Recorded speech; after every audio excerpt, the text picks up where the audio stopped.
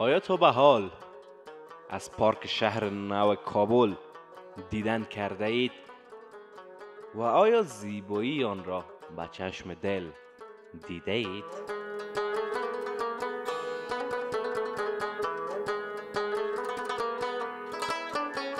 پارک شهر نو کابل یک پارک عمومی است که در منطقه شهر نو کابل، افغانستان موقعیت دارد.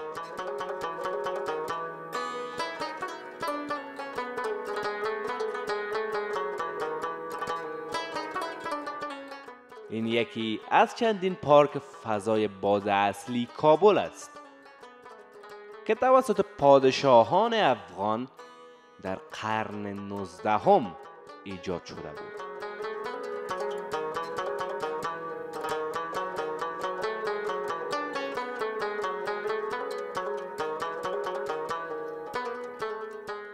که توسط شهرداری کابل و نهادهای خصوصی در حال بازسازی و بازتوانی است.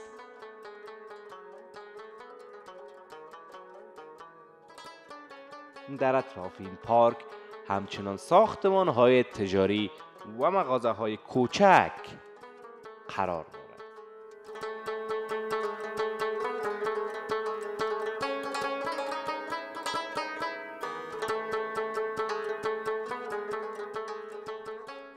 این پارک در محوطه بیش از 30 جریب ساخته شده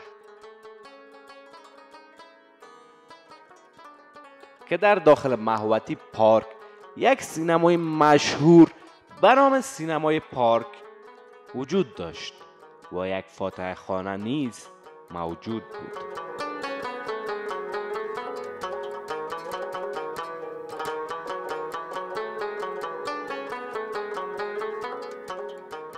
روزانه مردم به این پارک می آیند و به تفریح می پردازند که در اواخر جای برای بازی اطفال و ساحات نشستن و غیره نیز ساخته شده.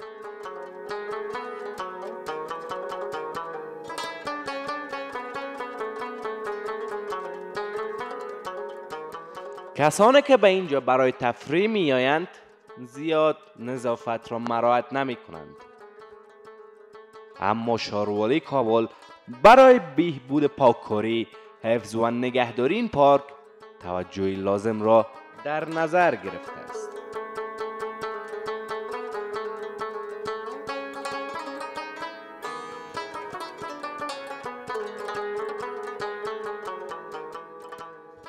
در این اواخر دور این پارک را آهن چادر گرفتند، گلهای تازه کاشتن و درختان پربار این پارک بر زیبایی آن افزوده است.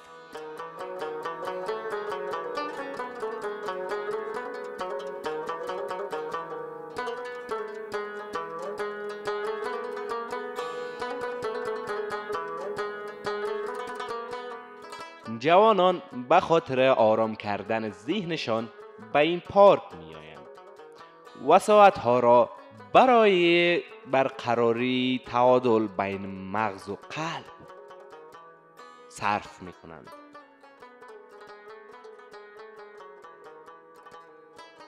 پارک نو کابل یک فضای بسیار آرام دارد که دور آن را پرندگان چون مینا و کفتر گرفته که گوشها را نوازش می کنند.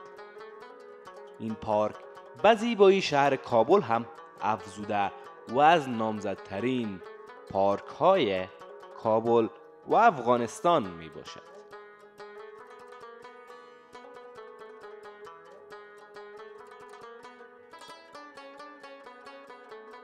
پارک شهر نو کابل از نظر فرهنگی نیز یک پارک مهم به شمار می آید، چرا که از گذشتگان و شاهان قبلی به جا مانده است و همچنان سینمای این پارک که قبلها از بین برده شد یک سینمای زیبا و مورد توجه مردم بود.